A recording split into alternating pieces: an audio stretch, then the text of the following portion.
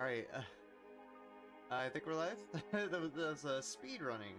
We're speed running. Not only are we speed running the games today, we're speed running the transitions. Hi, I'm Nerd. I have a webcam this time for reasons. I did the Fatal Frame 5 run earlier, and in a similar kind of vein, I'll be running another horror game today. This is Chapter 2 of Poppy Playtime. I'll be doing the 100% category, which for Poppy Chapter 2 means all chapters, or not all chapters, all collectibles, I meant to say. So there's gold statues of the different mascots of this toy factory, because this is a mascot indie horror game. So I'll have to grab all those. There's also VHS tapes. And I have to grab all those and insert them in their respective receivers. And there's also documents that give bits of lore, and I'll have to grab those as well. And it's a pretty chaotic run. I've actually ran this for a marathon before. I did it for Awesome Games Done Quick last January, a couple months ago.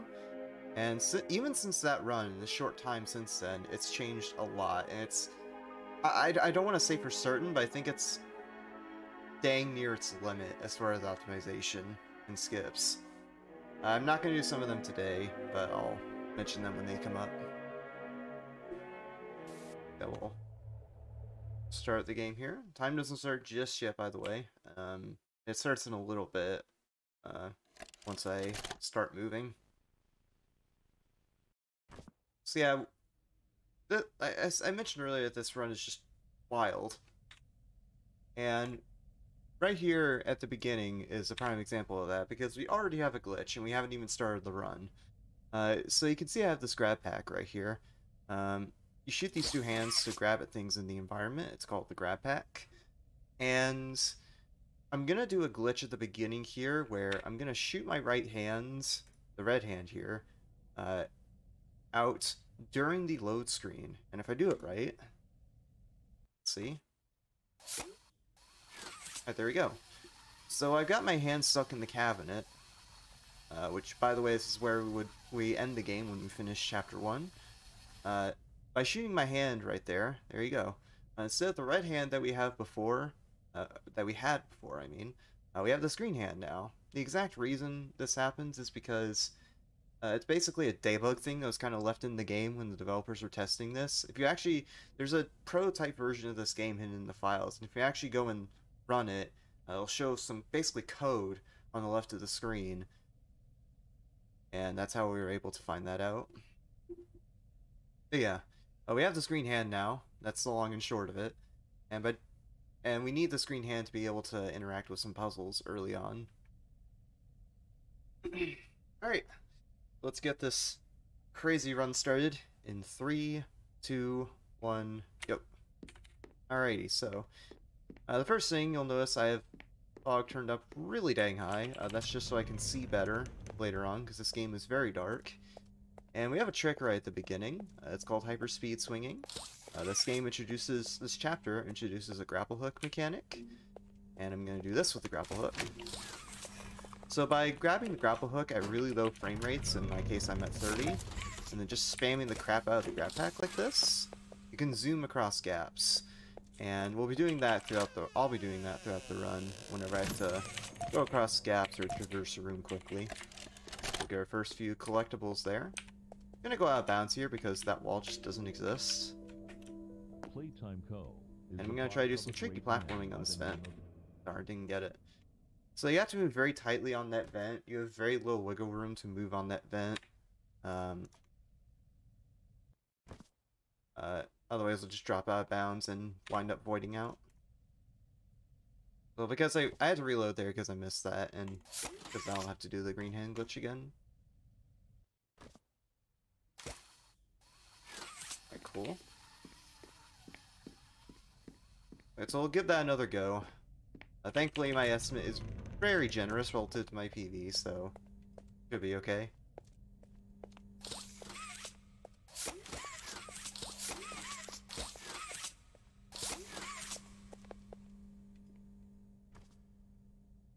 Alright, good. Now we just need to make sure we actually get in bounds. So I'll grab the grapple hook, and we're back in bounds. Oh, I meant to raise the FPS once I got back inbound here, but I forgot to do that. That's fine. I'll do that here when I drop down. Also, there's supposed to be a cutscene here where you watch that character right there. It's a little girl named, or a little doll named Poppy. She dropped down a hole there, but you don't actually have to wait for the animation to happen. You can just jump into the hole early. The game just doesn't care. It doesn't stop you from going down the hole early, so you can just do that. We'll do a quick electric puzzle here. I've seen a lot of those throughout the game because it's a staple of Poppy Playtime, doing little electrical puzzles like that with the grab pack. I'm gonna try to do a trick here. Hopefully I don't mess it up, because it's kind of annoying if I do. Alright, cool. That's the Mommy Longlegs skip. Normally, this character right here, Mommy Longlegs, this big, stretchy pink spider, she's the main antagonist, and she would take your right hand there when I shot it at the receptacle. But because I shot both my hands at the same time, my right hand stopped just short, so Mommy Longlegs wasn't able to grab it. I got to keep my right hand, and again, I need that right hand to do puzzles later. So we got a bit of a dialogue sequence with her here, where she basically tells us, hey, you can get on the train and leave. You need to do 3 minigames first. And that's what we'll be doing over the course of this run, because that's the main goal of the game, is to beat 3 minigames, which are all based off of childhood games that you might be familiar with. There's a version of Simon Says we'll be doing in a bit, then there's a version of Whack-A-Mole, and then after that is a version of Red Light, Green Light. And all of them pretty interesting strats to them, because we're gonna break, as you might be able to tell by the estimate, we're gonna break those minigames pretty hard. They have pretty interesting ways of skipping them. Alright, so we've gone through the mommy cutscene. Now we're in the game station. This is the main hub of the game where we get to access our 3 minigames. Gonna activate the switch from afar real quick by just standing on that railing. Minor optimization there. I'm gonna activate the store on the train. Because when we come back here to do that Whack-A-Mole minigame I was talking about, I'm gonna have to go through this train to get there, and by having the doors open now, I don't have to open those doors later when I come back here, so it's another little optimization. I'm also gonna grab that gold statue while I'm waiting here. Alright, so now we're about to do Musical Memory, which is the first minigame. There is a strat devised recently in about the in the past couple of months or so, where you can actually normally have to wait in this minigame, but there's a strat found recently where you can skip that. I'm opting not to do it here just because if you do it wrong you can soft lock, so it's not very marathon safe. Just grab that tape and that gold statue. And then we'll go over here and start Musical Memory. Now there is a skip to Musical Memory. Normally, Musical Memory is basically this game's version of Simon Says. You have to memorize the color pattern and then press these buttons surrounding the arena to match the sequence. But you can actually go out of bounds and end the minigame early, because out of bounds, which is where I'm going to go in a second, there is a button that normally is supposed to end the minigame. So if you go out of bounds and hit that button, you can end the minigame right there, instead of having to do the normal Simon Says minigame that I just explained. I'm gonna get out of bounds using this Bunzo cutout, because otherwise going out of bounds here is very treacherous. It takes a little bit to squeeze through the hole, but we got it pretty quick. So now we've got this cutout out of bounds. I'm gonna bring it over here and make sure it doesn't fall out of bounds, because that would be bad. I'm gonna edge myself on this cutout, and hit the button, and the minigame's over.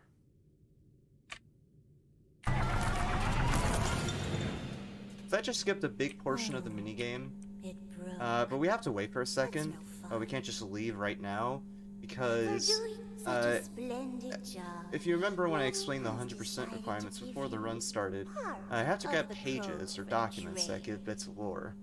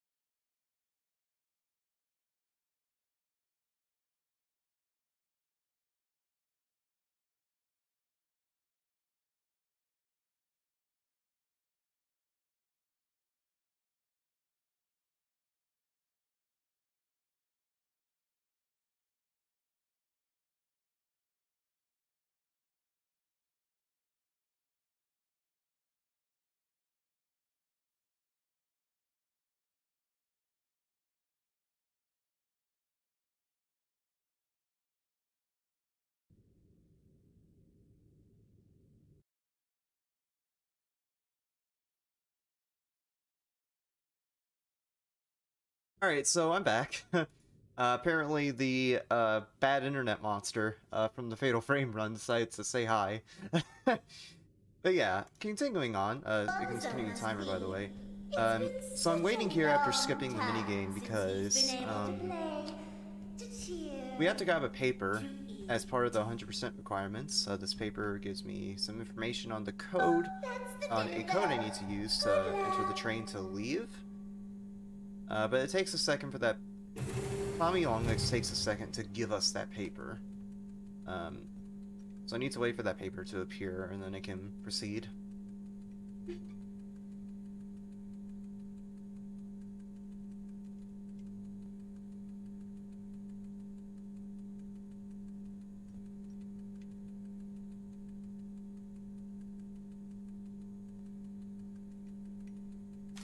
There we go, there's the paper, so now we can proceed. Mommy was hoping the game could last a little. So now that I've gotten, now that I've basically completed musical memory, I'll be moving back to the hub of the game station to start the next minigame. But before that, I have to go through this room because there's a few collectibles I have to grab here. And we need the other reason we need the green hand. I mentioned I need it for puzzles, and this is why.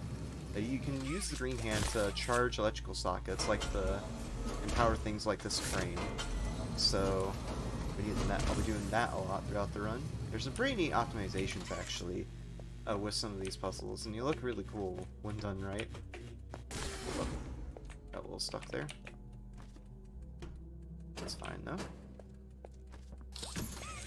Alright, so we'll get that gold statue, put in that tape. Now we'll make our way back to the hub. So the next mini game I'll be doing is Whack-A-Wuggy. It's this game, as the name kind of implies, it's this game's version of Whack-A-Mole. In fact, if you played Project Playtime, the Dead by Daylight multiplayer version of this, and you've ever died and got sent down in a hatch, you've basically been forced to play this mini game. How it works is similar to a regular game of Whack-A-Mole. You would smack a bunch of Whack-A-Wuggies, or Huggy-Wuggies is what they're called. They come out of these pipes surrounding the arena. But here, I'm gonna go off to the side and go out of bounds to the staff-only room, which I'm able to do because I opened the train doors earlier. And the pipes for Whack-A-Wuggy are right over there. So I'm gonna jump on this pipe. I'm gonna smack this Huggy-Wuggy over and over with my grab pack. And eventually,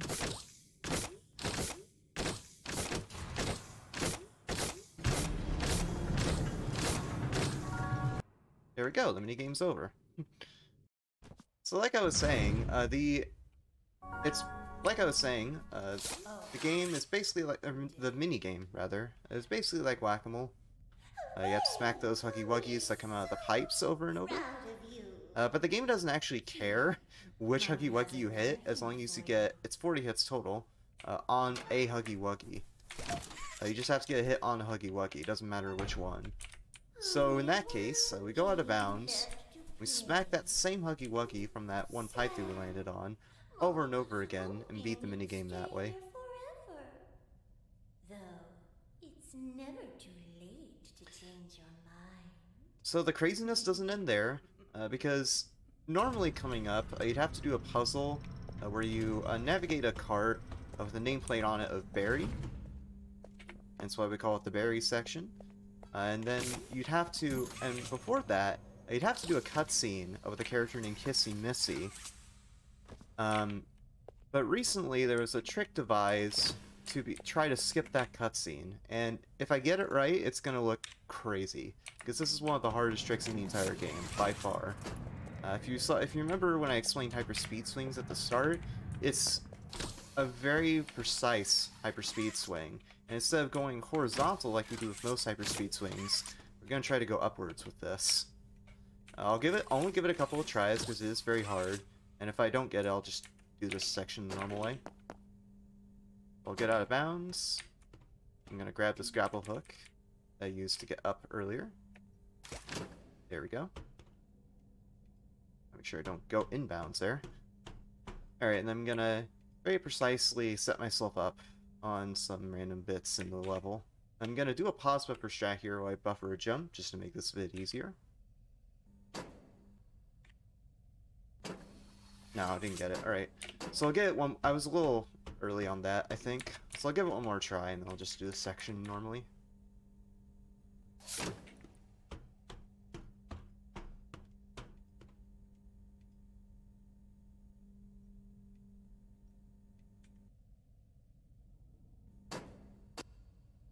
That was a little late.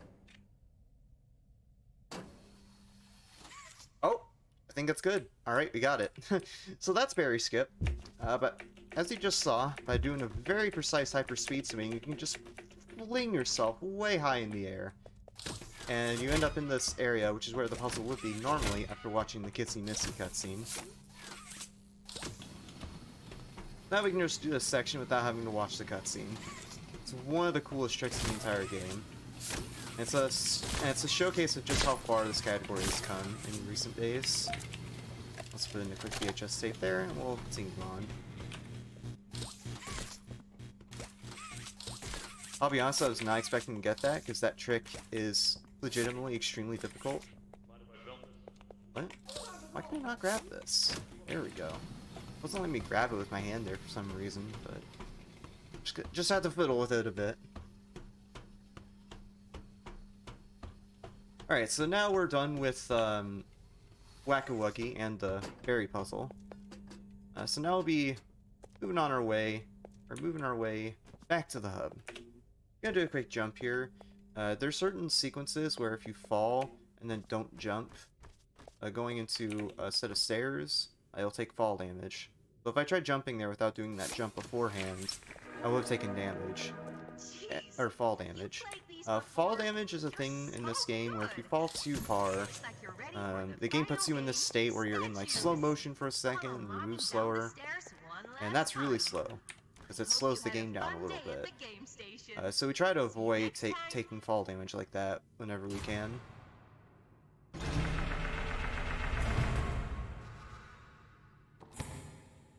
Also make sure to change my FPS real quick here.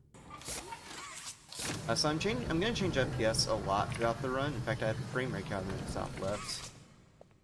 Because there's a lot of frame rate dependent tricks in the game where different tricks work at different frame rates. And whenever I'm just doing a normal grapple and just normal movement, I'll keep the frame rate at 30. When I need to do any trick that requires 30 FPS, I'll change it to 30. Back to speed swings and things like that. Speaking of which, I'll be switching back to 30 FPS here. Because the next minigame I'll be doing is Statues. It's this game's version of red light, green light, which you just turn the power on for. And you're supposed to get chased by a toy mascot of this factory named PJ Pugapilla, as you do in the minigame. But you can actually just take a cube from the room you were just in and jump over this wall, and you don't have to get chased by PJ. Also going to do a hyperspeed swing there to get across this arena. I'm gonna try to do a trick here with this wall. Oh, didn't quite work. Come on. Oh, it's being very grumpy today. There we go. So by crouching into that wall, you get ported upwards, so you can avoid having to go in this slide. Oh, nice, I got that instantly. And then right after that, I did a trick where if you jump pretty precisely, it's not too hard, but it is a little tricky, into that slide. You can grab the gold statue that's inside that slide. From outside of the slide. It's a neat time save right there. Also a couple of pages I'll grab right there. I'll take some fall damage here. Normally in certain cases, like right there where I fall down that hole, I would do a checkpoint reload to avoid the slow-mo damage effects I was talking about earlier. But it's slower to do that RTA, which is what this run is timed by for the marathon, obviously. So I'm electing to not do that here. We'll be taking a quick... Now we're out of statues. We're taking a quick run over to water treatment. This is kind of the in-between area where you move on to a later part of this... I guess it's an underground cave area of sorts, like an underground maintenance sector, in a way. And I have to move these bridges to get to a room to grab a doll. So you need to grab a Bunzo doll, put in that container over there to get out of here. I'm gonna grab that tape and put put in here. That grab is actually kind of tricky, so it's nice that I got that.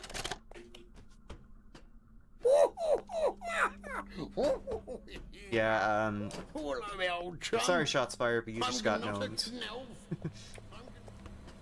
Yeah, you can modify the VHS tapes in this game, so I had a little bit of fun with it. So you have to do a quick puzzle here to grab the Bunso doll. You just have to redirect this conveyor belt so that goes right around there, so the dolls fall in that gap right there where that red button is. So I can grab the doll to use as a key. Just about to fall there, I'll do a quick grab. There we go. I did a quick jump there because otherwise if you jump on this bridge you can sometimes take fall damage. And you're supposed to use the, or move the bridges again to get across here, but there's an invisible collision there surrounding the area where the bridges turn normally that you can jump on top of. You use that to get across instead.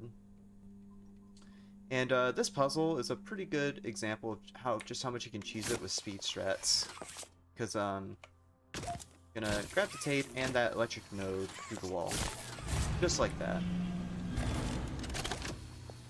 And I'll just solve it right quick here. Following is a pre-recorded announcement. When I did that puzzle, I did a trick called Rookie skipping. That was a trick discovered by, I believe, a runner named Rookie, or some name similar to that, in Chapter 1 of the game. Where normally on certain electric nodes, your hand slips off and you try to grab it, but if you really quickly double-click while the hand is shooting out, your hand will stick to that node. So we use that a lot in both Chapter 1 and 2 to basically cheese the puzzles. For the electric puzzles, anyway.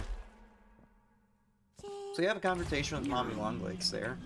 This would start a lengthy sequence of chases with her. If you've ever played Chapter 2, you're probably familiar with that part of the game. But we're going to skip that entirely. Because there's a trick where we can get out of bounds and hit a checkpoint at the very end of the mommy chases. So we can skip that section completely. It's coming up very soon, and it's referred to as the furnace skip, because one of the bits of the chase involves basically cooking Mommy Longlegs to a crisp in a furnace. So I'll pull this lever down because I want to use that lever as a platform, and then we'll jump on top of this door, which just has no collision. So we'll clip right through, grab the gold statue from out of bounds. We'll jump down here. By doing that, I've hit a trigger at the very end of the mommy chases. So now we're right here. So we have a little bit to go before the end of the game, because this game goes by very quickly in a run. But there is one last thing I want to showcase here in this hallway. So normally you're supposed to open this door and Mommy Longlegs chases after you. You're like, oh no, what am I supposed to do to avoid her? Just go in this corner, and you're fine. So if you go in this little doorway on the side of the hall, you can avoid getting touched by Mommy Longlegs, and that breaks her AI so that she runs right through the door. It's not over yet though, because she ran straight into the grinder. But it's okay, she's right there.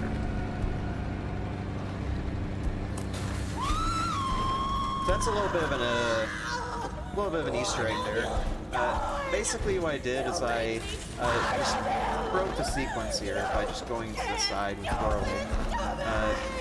There's two Mommy Longlegs that are in this chase sequence in the hallway. The first one was the one that chased us down the hallway, and we despawned her by going into this room. And there's a trigger right around here that spawns the second Mommy Longlegs, and that's the one that gets killed in the grinder there. Yeah, she's gonna get carried away by the prototype there. Hopefully we'll see more of the prototype in Chapter 3, coming out pretty soon. I'm lowering my FPS to 30 again, because there's another trick I have up my sleeve. It involves this propane tank right here. This is no ordinary propane tank, because this propane tank actually has the power to phase through any object, including walls. Oh, see, it even caught up to me there. I'm bringing this propane tank with me because you'll notice as I'm grabbing this thing that it just floats. It has no care for physics, I guess. And given that, we can use it to skip a bit of platforming. Normally we'd have to, after getting these last few collectibles in a second, we'd have to take a slide to get down to the game station to get on the train to leave. But instead we can use this barrel, or propane tank, go over some invisible walls. Because normally there's a bunch of invisible walls surrounding these stairs, but we precisely position ourselves in the barrel, fly with the barrel a bit, there we go. And go right over the invisible walls surrounding those stairs. Right at the train. So now to actually activate the train, you have to enter a code. Thankfully, one of the pieces we grabbed earlier tells us the code, which in this case is 1423. And we're off.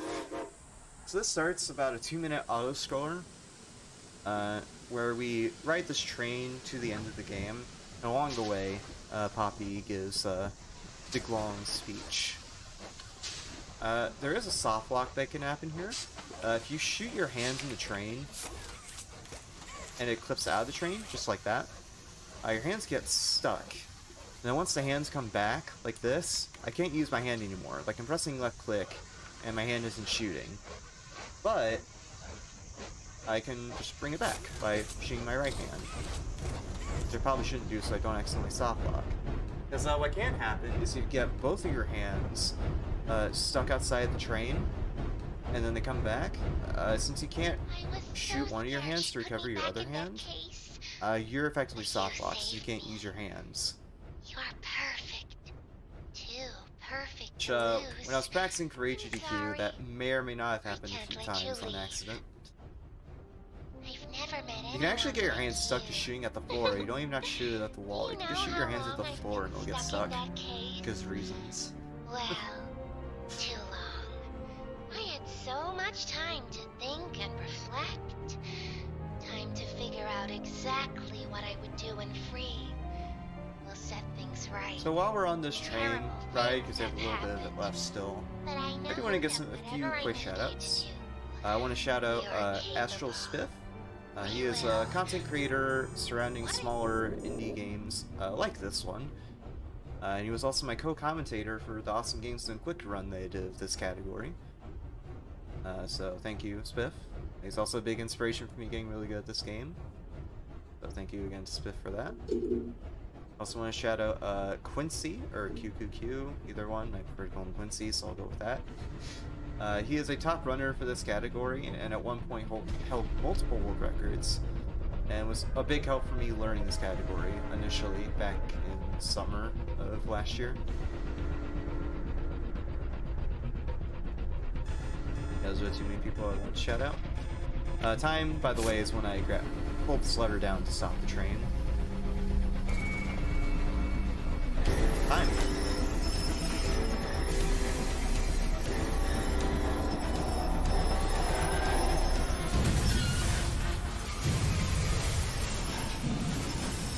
We have escaped the toy factory, somewhat. No trains are harmed in the making of this video, I promise.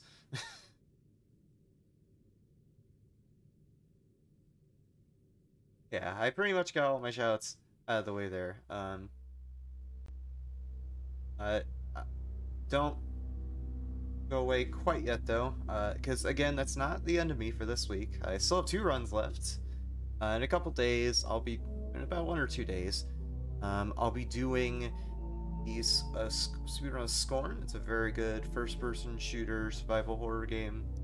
It's really cool. You'll see when I do that in a couple days or so. It's a really cool category too. DSJ mod is a very fun run. Also, just real quickly, want to thank Mob Games, who are the developers of this, for making this game, Chapter 1, and Project Playtime. I honestly didn't expect that I'd grind this series as much as I do now. That's a wonderful little indie horror gem. I'm glad to have come across the speedrun community for this. They're very supportive people. Yeah, that's it for me. You can cut me off whenever.